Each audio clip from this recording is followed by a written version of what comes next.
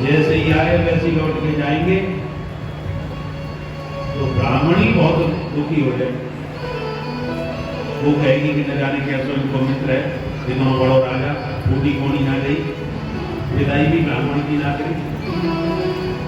लगता है मेरा कन्हैया भूल गया विदाई करना, याद करा देते हैं अपना ही मित्र है, घर की बात। अरे कन्हैया तू मेरे सामने ऐसे कहां तक जाएगा, अब जा आराम कर घर में। भगवान बोले क्यों? अरे लाला ये तो बता, जैसे आते ही तूने भाभी को समाचार पूछो, अब जाते ही भाभी तेरो समाचार भी पूछेगी, तो तेरी भाभी से कहा बोलता हूँ ये बता। भगवान बोले ध्यान से मेरी भाभी जी से मेरी तरफ से राम राम बोल दियो। रामा जी बोले ये कोई समाचार हो? अरे राम राम तो बोल ही देंगे, राजी खुशी बता देंगे, कोई विशेष बात कहनी है वो बात बता। भगवान बोले अरे मैं तो भूल ही गया, भाभी जी से एक बात ध्यान से कही दो। कहा बोले अब की बार आप अकेले पैदल आए कोई बात नहीं, दोबारा जब भी आओ तो भाभी जी संग में होनी चाहिए, अकेले अकेले कबो मत आइयो। जब भी आओ भाभी जी को संग में लेके आइयो, ये भाभी जी को बता दियो हमारी तरफ से। तो हमारी समझ गई आपको मतलब पूरी तरह से विदाई है गई, अब तक ना मिल रहा। अच्छा ठीक है कन्हैया, भगवान ने जा तो फिर मिलेंगे, और राम राम करके सुदामा जी चल दिए। भगवान ने न कुछ दिया न सुदामा जी ने कुछ मांगा। अब चलते चलते रास्ते में विचार कर रहे हैं, क्या विचार कर रहे हैं? विचारों से मानसिकता पता चलती है।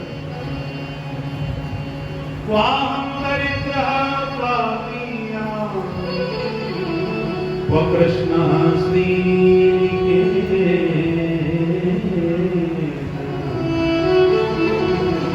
ब्रह्मबंधुरिते स्माहं बाहुभ्यां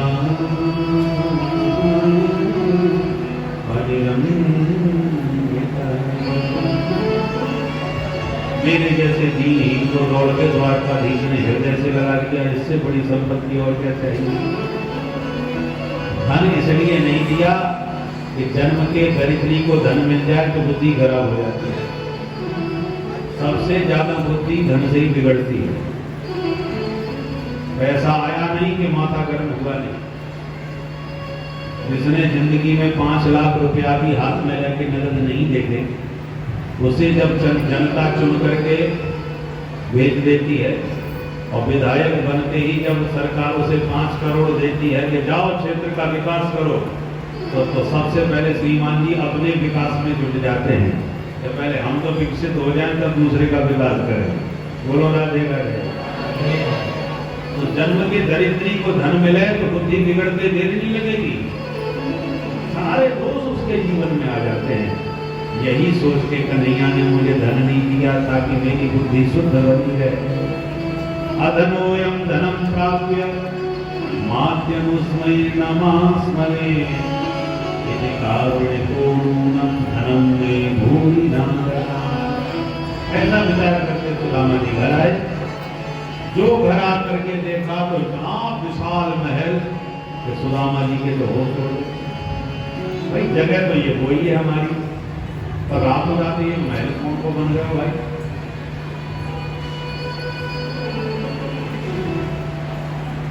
महल के चक्कर काटने लगे, मन में सोचने लगे। ब्राह्मणी अकेली थी, काऊ था, जमींदार को जगह पसंद आएगी तो ब्राह्मणी है मार्केट के भगाई दियो और अपनों महल बनवाई। चलो महल वहां को बन गए, बन जाए, हमें काऊ से कोई आपत्ति ना है। पर ब्राह्मणी बेचारी कहाँ चलेगी? पंडितानी कहाँ मारी मारी बोल रही होगी, रोती रोती भटक रही होगी, कौन से पूछूं, कहाँ ढूंढ के जाऊं।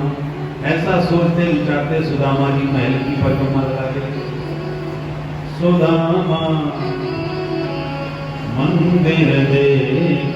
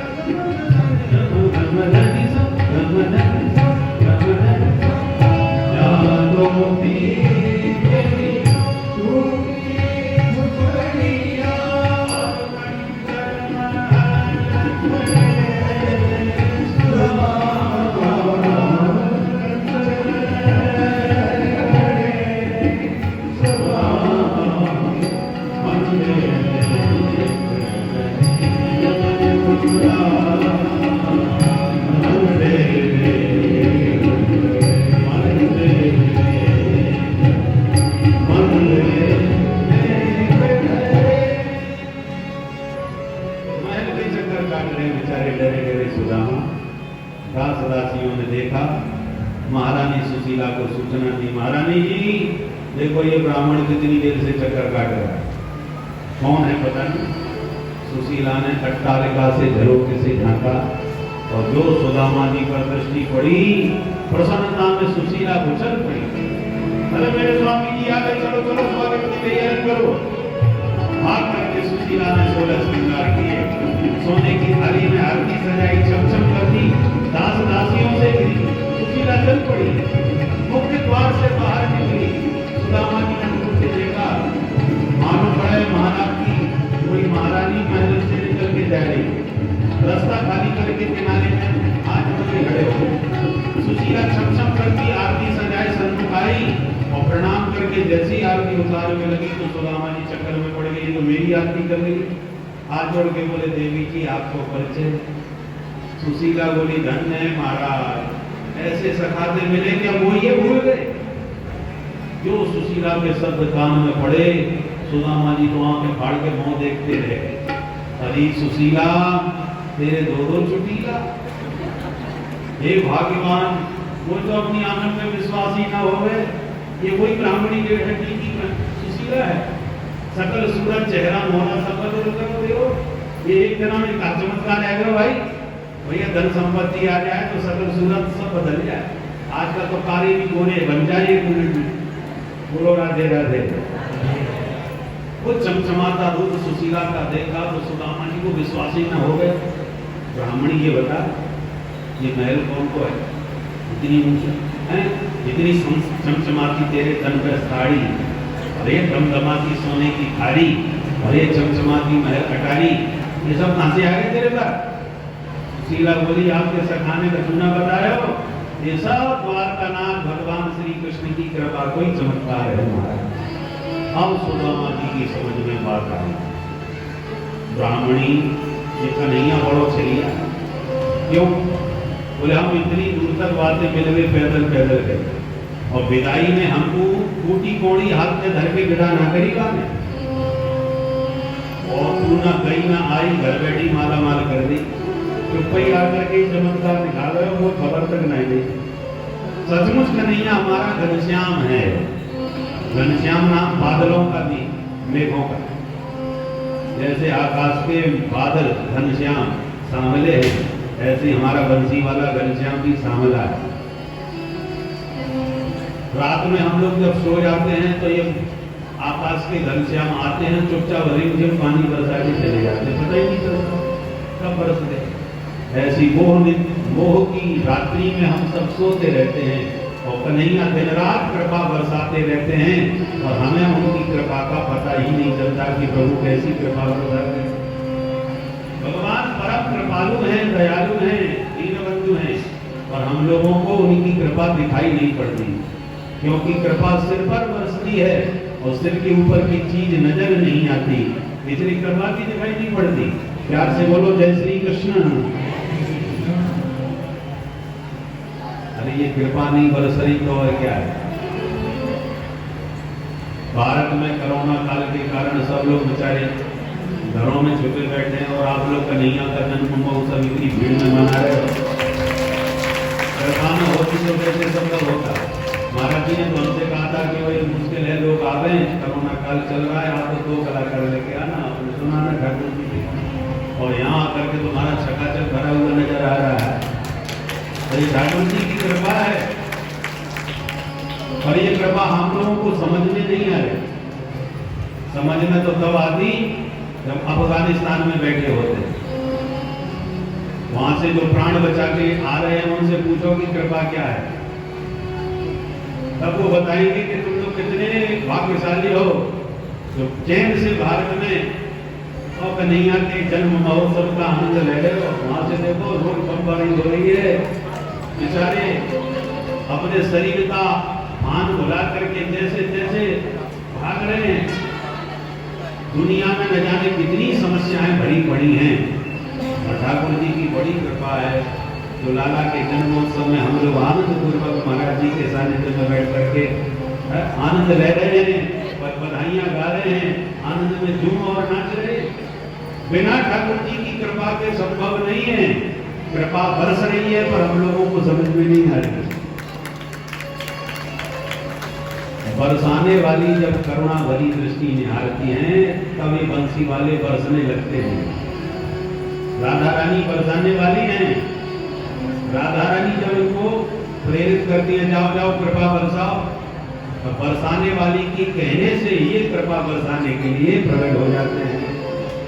तो आज ही प्राकट्य दिव्य महोत्सव मना रहे हैं।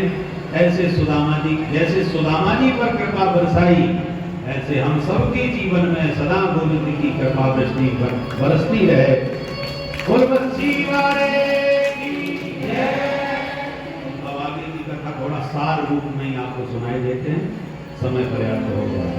कन्हैया का जन्म महोत्सव तो रात्रि में हम लोग मनाएंगे ही, परंतु अब जो भागवत की कथाएं जो शेष हैं वो संक्षेप में सुने। एक बात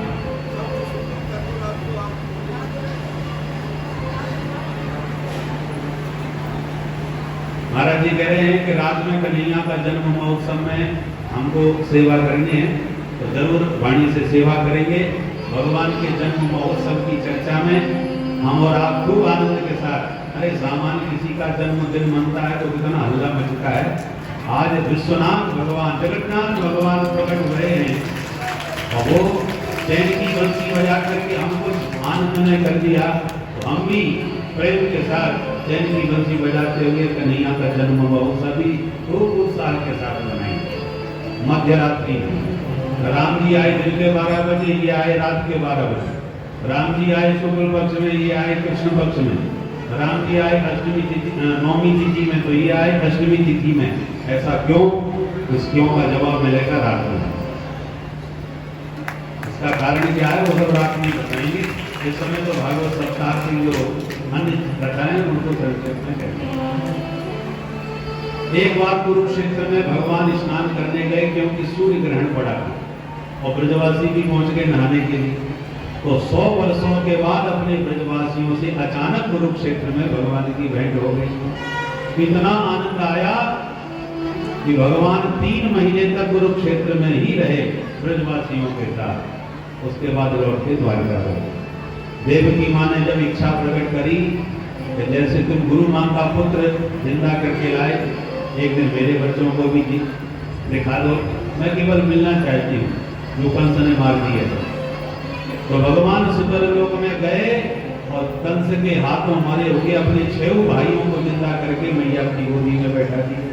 माँ देवकी ने स्तनपान कराया, माँ का दूध पीते ही सब के सब परम धाम चले गए। भगवान ने समझाया, माता जी आपने मिलने की इच्छा प्रकट करी तो मिलवा दिए, अब इनको जाने। ऐसे अलौकिक चरित्र हैं भगवान के। अब भगवान को लगा मेरे जाने के बाद मेरा ही परिवार पृथ्वी का भार न बन जाए, तो संत ब्राह्मणों का शाप अपने ही वंश को दिलवा दिया। एक दिन वसुदेव जी के पास नारद जी आए। वसुदेव जी ने उनसे भागवत धर्म के विषय में पूछा। तब नारद जी ने कहा, वसुदेव यही प्रश्न विदेहराज जनक जी ने नव योगेश्वरों से पूछा था। ऋषभ देव जी के 9 बेटा नव योगेश्वर कहलाए। कवि, हरि, अंतरिक्ष, प्रबुद्ध, पिपलायन, आविर्भव, द्रुमल, चमस और कर भाजन, ये 9 महात्मा एक साथ घूमते हैं, इसलिए नवयोगेश्वर कहलाते हैं। जनक जी ने प्रश्न किया, महाराज भागवत धर्म किसे कहते हैं? तो कवि नाम के योगेश्वर ने जवाब दिया, कायेन वाचा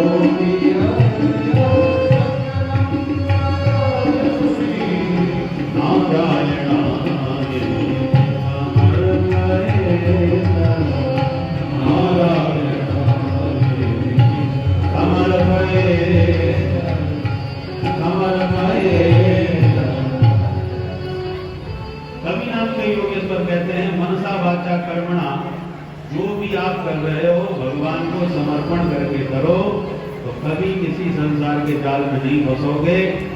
यही भक्ति मार्ग सबसे सुंदर सरल मार्ग है भगवत प्राप्ति का। इस प्रकार से नव योगेश्वरों ने उपदेश दिए। एक दिन उद्धव जी ने कहा, प्रभु मुझे छोड़ के मत जाना, मैं आपके साथ ही चलूंगा। भगवान बोले, तो मैं तो यहाँ रह के तेरे भक्तों का सहारा बनना है। उद्धव जी ने कहा, मैं आपके बिना रहूंगा कैसे? भगवान बोले, सन्यासी बन के रहो। सन्यासी का क्या स्वरूप होता है?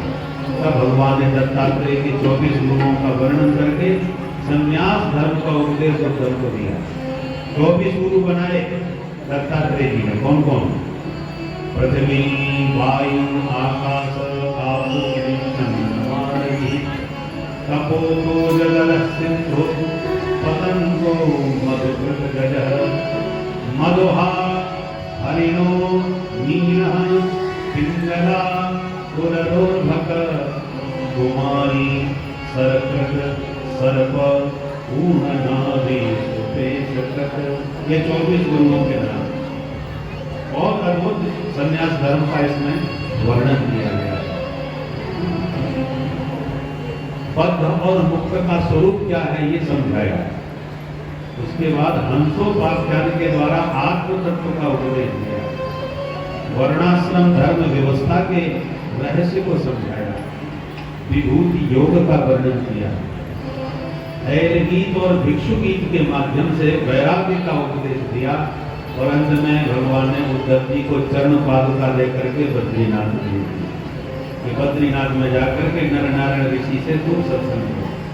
बद्रीनाथ चले आए उद्धव जी और भगवान अपने परिवार को लेकर पहुंच गए प्रभासक क्षेत्र, जहां पर दान पुण्य करने के बाद यादवों की बुद्धि खराब हो गई।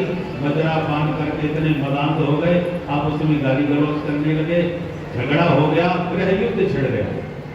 देखते देखते दिव्यास्त्रों का प्रयोग हुआ। 56 करोड़ यदुवंश में चतुःपंचावशेषता, केवल 4-5 बचे, बाकी आपस में सब समाप्त हो गए। दाऊ दादा अपने दिव्य स्वरूप का ध्यान करके शेष रूप में परिणत हो गए। भगवान एक वृक्ष की छांव में आराम से टिक करके विश्राम करने लगे। एक बहेलिया ने भगवान के चरण में मृग समझ के बाण चला दिया। आकर के दुखी हुआ। भगवान बोले, तूने मेरी इच्छा से बाण चलाया है, जा मेरे धाम को। बहेलिया हरि धाम को गया।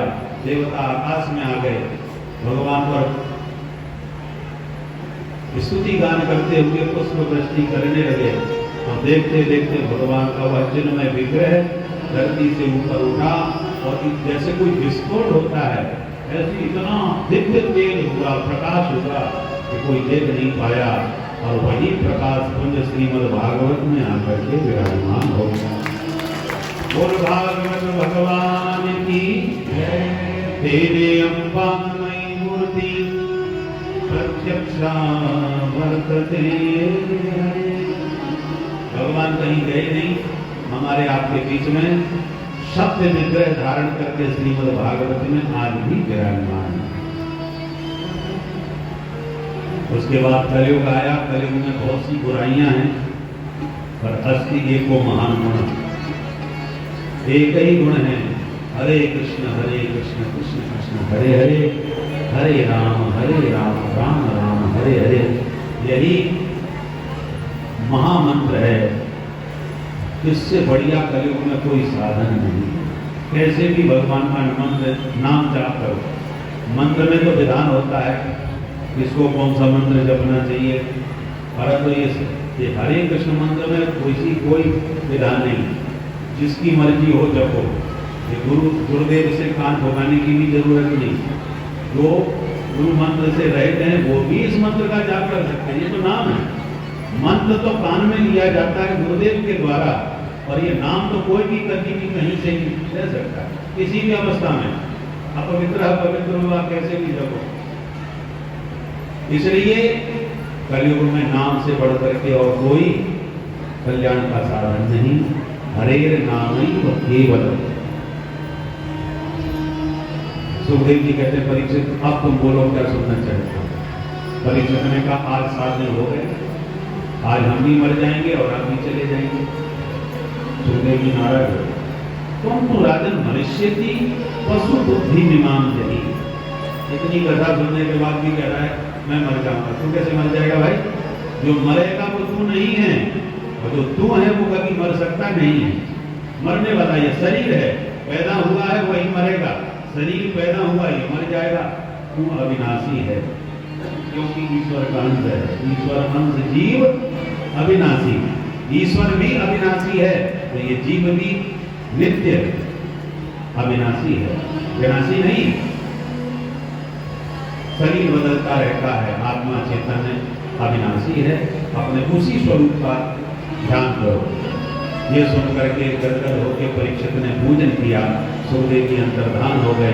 तक्षक नाम आया, शरीर को डसा, देह भस्म हुआ, और परीक्षित को पहली आत्मा आत्म स्वरूप में अवस्थित हो चुके थे। परीक्षित पुत्र जन्मेजय ने सर्पेष्ट यज्ञ करके सर्पों का संहार किया। आस्तिक मुनि बृहस्पति आदि ने उस यज्ञ को शांत करवाया और सर्पों के प्राणों की रक्षा करी। सूत जी कहते हैं दोनों ऋषियों, शुभ परीक्षित संवाद के माध्यम से मैंने तुम्हें यह श्रीमद् भागवत की पारमहंस संहिता का श्रवण कराया। इसमें 18,000 श्लोक, 335 अध्याय और 12 स्कंद थे, जो 7 दिन में सार रूप में आपने श्रवण किए। अब भागवत का हम अंतिम श्लोक गाते हैं, आप भी मेरे साथ उसे गुनगुनाएं। नाम संकीर्तनं यस्य, नाम संकीर्तनं यस्य, सर्वपाप प्रणाशनं, सर्वपाप प्रणाशनं, प्रणामो दुःख शमनास्, प्रणामो दुःख शमनास्, तं नमामि हरिं परं, तं नमामि हरिं परं। श्री हरे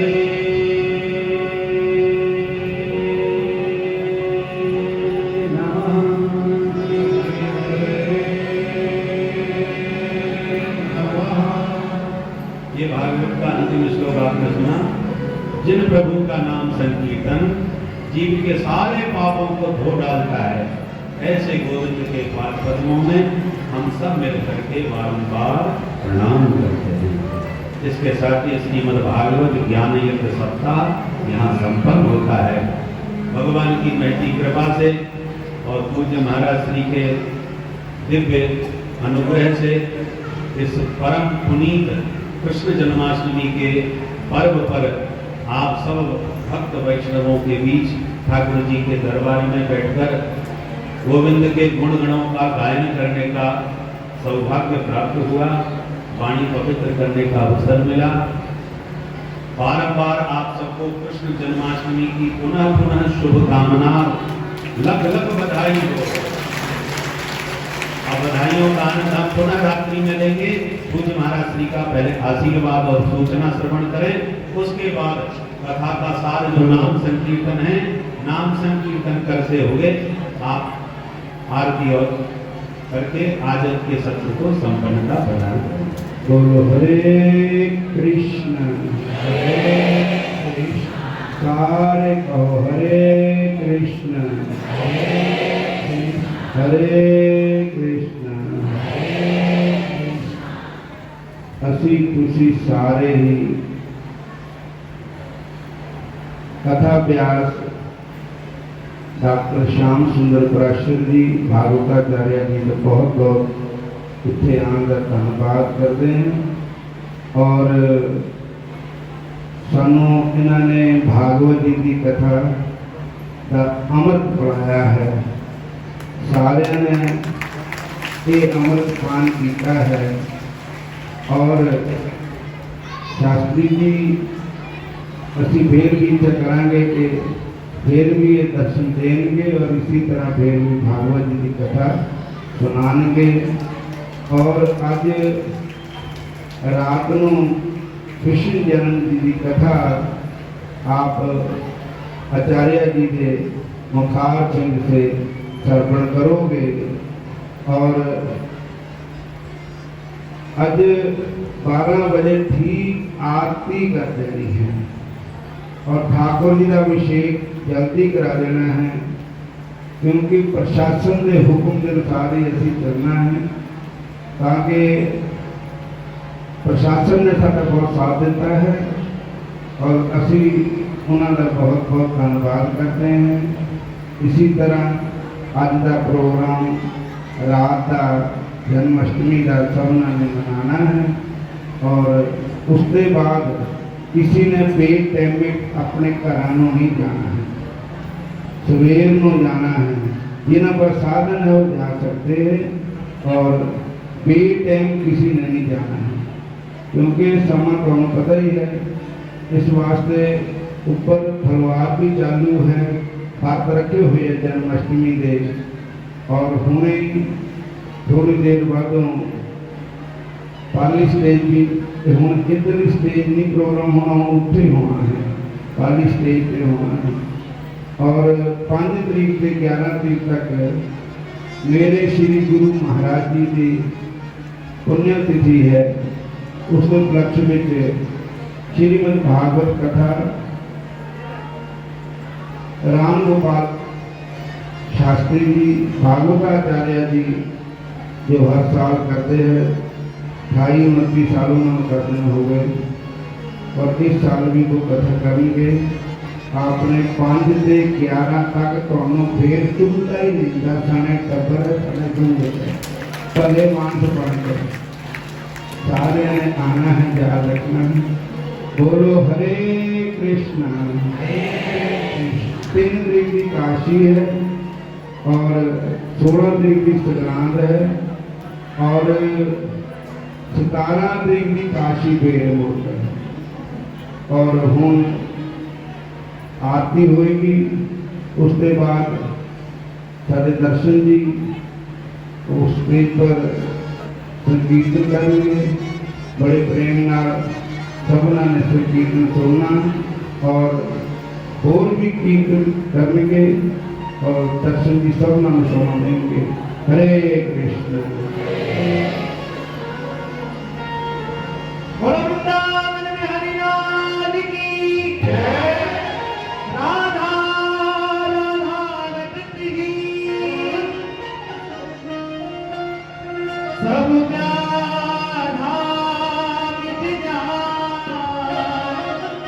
कोटि जन्म की यात्रा राधा मेरे साथ सभी गाएंगे। तालियों की सेवा करते हरि बोल।